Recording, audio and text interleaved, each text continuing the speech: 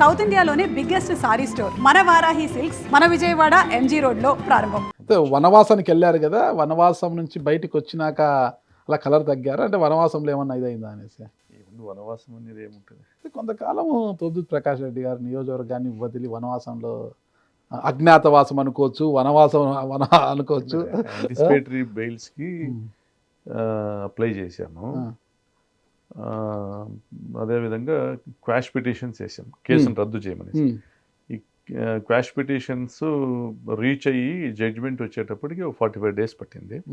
ఈ 45 days చాలా టెంపుల్స్కి వెళ్ళాను, చాలా ఎక్స్ప్లోరేషన్ చేశాను, బిజినెస్ ట్రయల్స్. పర్సనల్గా మళ్ళీ నేను రిజనవేట్ కావడానికి, ఫైనాన్షియల్గా రిజనవేట్ కావడానికి కొన్ని ప్రయత్నాలు చేయాల్సిన అవసరం ఉంది. కాబట్టి ఆ విధంగా బిజినెస్ ఆపర్చునిటీస్ కోసం ఎక్స్ప్లోర్ చేసే ఉపయోగించుకున్నా, దైవ దర్శనాల కోసం ఉపయోగించుకున్నా. ఇప్పుడు కష్టాల్లో ఉన్నారని దైవ దర్శనాలు చేస్తున్నారు అంటే మామూలు అధికారంలో ఉన్నా కూడా మీరు గుడికి వెళ్తుంటారండి? వెళ్తాను రెగ్యులర్గా దైవ దర్శనం. ఈ టైం ఎప్పుడు కూడా నేను నాకు ఏం అవకాశం దొరికినా కూడా దైవ దర్శనాలకు వెళ్తాను. ఓకే, ఈ గుడి ఆ గుడి ఎక్కడికైనా వెళ్తుంటారు? అవును, భక్తిభావం ఎక్కువ. దేవుడే కదా, అన్నీ కూడా ఆయనే కదా, అన్నీ నడిపించేది ఆయనే, నిర్ణయించేది ఆయనే. మరి బిజినెస్ అభివృద్ధి కూడా అంటున్నారు కదా, ఏం బిజినెస్ చేస్తున్నారు? ప్రయత్నాలు చేస్తున్నాను, ఇంకా ఏం తెలియదు. ఇప్పటికైతే ఎటువంటి కొలిక్కి కూడా రాలేదు ఆలోచనలు. ప్రకాష్ రెడ్డి గారు ఇంతవరకు ఇరిగేషన్ కాంట్రాక్టర్గా ఉన్నారు. మళ్ళీ గత ప్రభుత్వ హయాంలో జగనన్న కాలనీల నిర్మాణం టెండర్ కూడా తీసుకున్నారు. ఆ అనుభవంతో ఇప్పుడు రియల్ ఎస్టేట్ రంగంలోకి వెళ్ళాలనుకుంటున్నారని విన్నాము. లేదండి, 2015లోనే ఇరిగేషన్ కాంట్రాక్టులు 2015-16 మధ్యప్రదేశ్లో చేశాను. 2016లోనే ఇరిగేషన్ కాంట్రాక్టులు స్వస్తి చెప్పాను.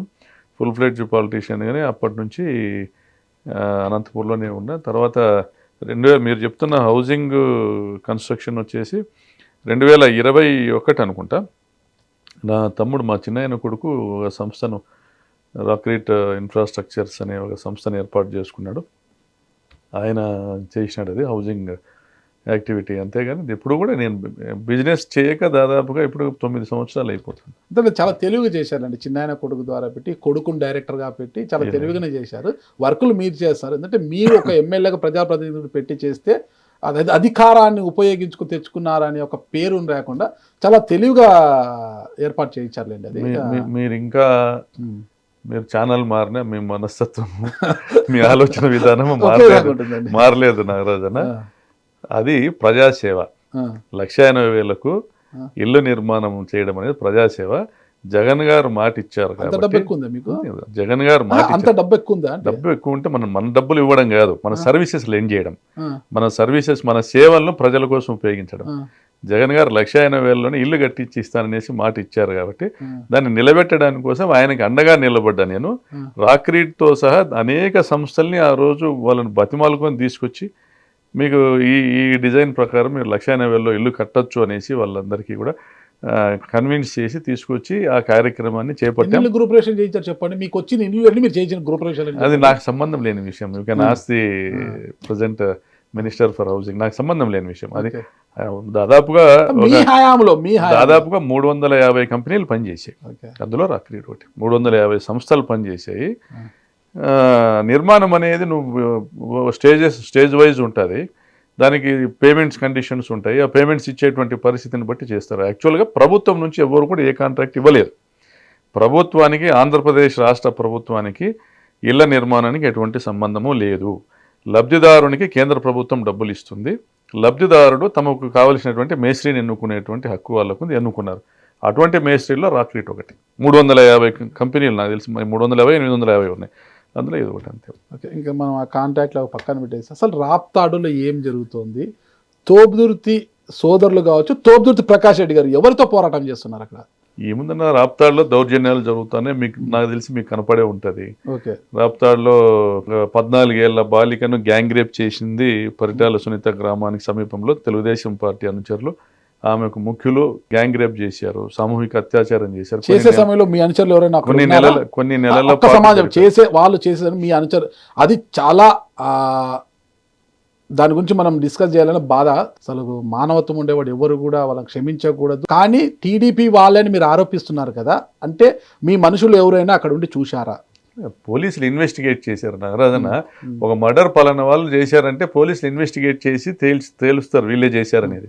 తెలుగుదేశం ప్రభుత్వంలో పరిటాల సునీత నియమించుకున్నటువంటి ఎస్ఐ, ఆమె నియమించుకున్నటువంటి సిఐ, డిఎస్పి వీళ్ళ ఆధ్వర్యంలోనే విచారణ జరిగింది. 18 మందిని అందులో నిందితులుగా పేర్కొన్నారు. వాళ్ళని రిమాండ్ కూడా పంపించారు. ఆ 18 మంది టీడీపీ వారిని మీరు అంటున్నారా? 100%. అంటే పోలీసు ఎఫ్ఐఆర్ లో వాళ్ళని టీడీపీ వారిగా గుర్తించి అది పోలీసుల నిర్ణయం. అంటే ఇప్పుడు కంప్లైంట్ ఇచ్చిన వాళ్ళు ఏం కంప్లైంట్ ఇచ్చినారు, ఎవరి పేర్లు చెప్పినారు, ఓకే కంప్లైంట్ సుమోటోగా తీసుకున్నారా, ఇలా జరిగిందన్న సమాచారం వాళ్ళకు వచ్చి, సో దాని తర్వాత ఆమెతో స్టేట్మెంట్ తీసుకున్నారా, బాధితురాలతో స్టేట్మెంట్ తీసుకున్నారా, వాళ్ళ తల్లితో స్టేట్మెంట్ తీసుకున్నారా, వాళ్ళు పేర్లు ఇచ్చినారా, దాన్ని బట్టి ఆ పేపర్లో ఏముంటుందో వాళ్ళది ఏదైతే డిపోజిషన్ ఉంటుందో దాని ప్రకారం అందులో వస్తుంది, ఎఫ్ఐఆర్లో కానీ ఛార్జ్షీట్లో కానీ.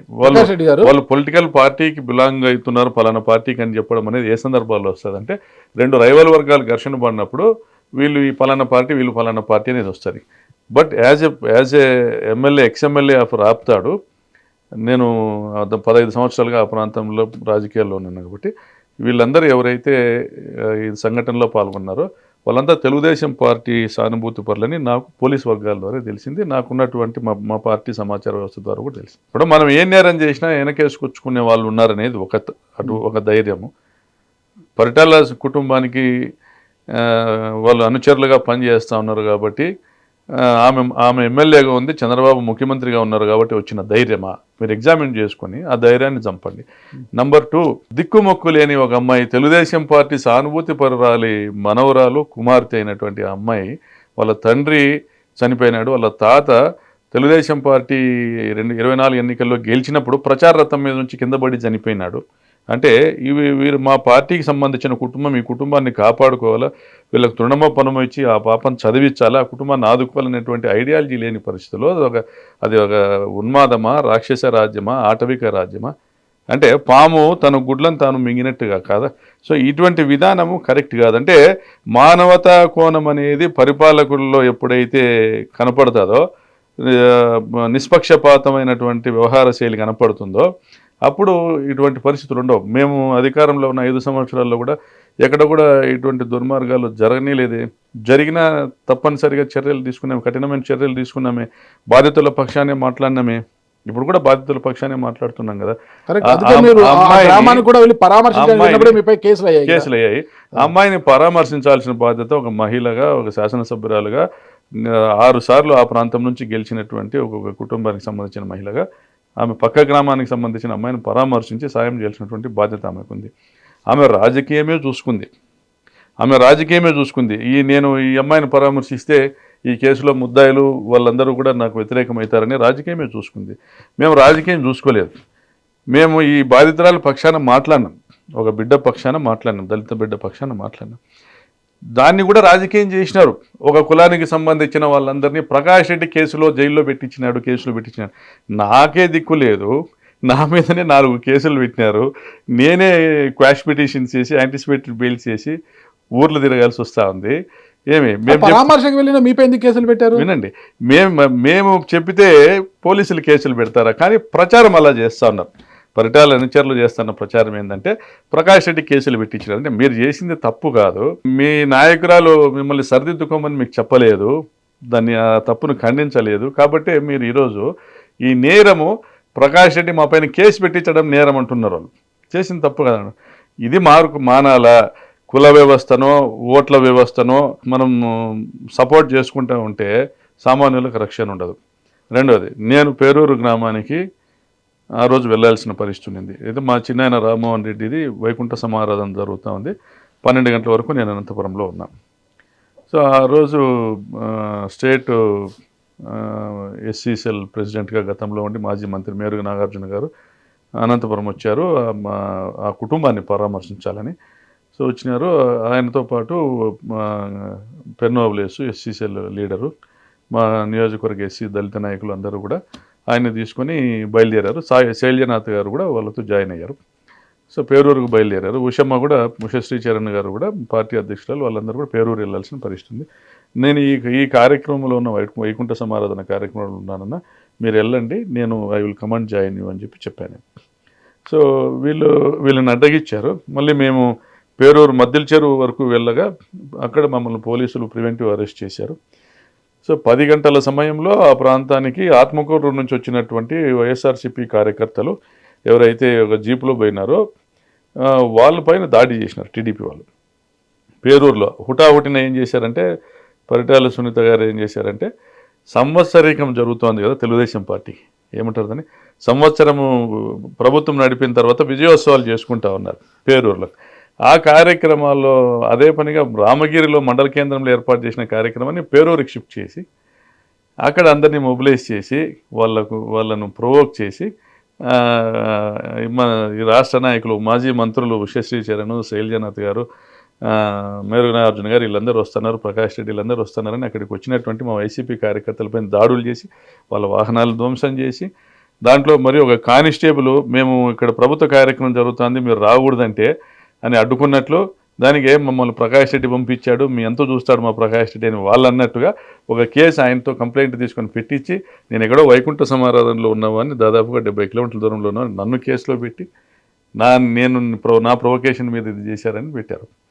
నన్ను మద్దిల చెరువులో ప్రివెంటివ్ అరెస్ట్ చేసి అనంతపురానికి తీసుకొని వచ్చి, అనంతపురంలో మా ఇంటి దగ్గర వాళ్ళు ఒక 10 మంది పోలీసుల్ని పెట్టి రాత్రంతా ఉన్నారు. మరుసటి రోజు పొద్దున్నే 41 నోటీస్ ఇచ్చి, మీరు మరుసటి రోజు నెక్స్ట్ డే రావాలి పోలీస్ స్టేషన్కి వివరణ ఇవ్వాలనేసి. అంటే 13వ తేదీ బహుశా జరిగింది, 14వ తేదీ నోటీస్ ఇచ్చారు, 15వ తేదీ రమ్మన్నారు. సో ఇవన్నీ ఎందుకు చేశారంటే, అంతకుముందు హెలికాప్టర్లో జగన్ గారు వచ్చారు. లింగమయ్య అని ఒక వైసీపీ నాయకుడిని పరిటాల సునీత చిన్నాయన కొడుకులు చంపినారు. చిన్నాయన కొడుకులు వాళ్ళ కొడుకులు మీ ఆరోపణ కేసులో ఉన్నారు స్వామి.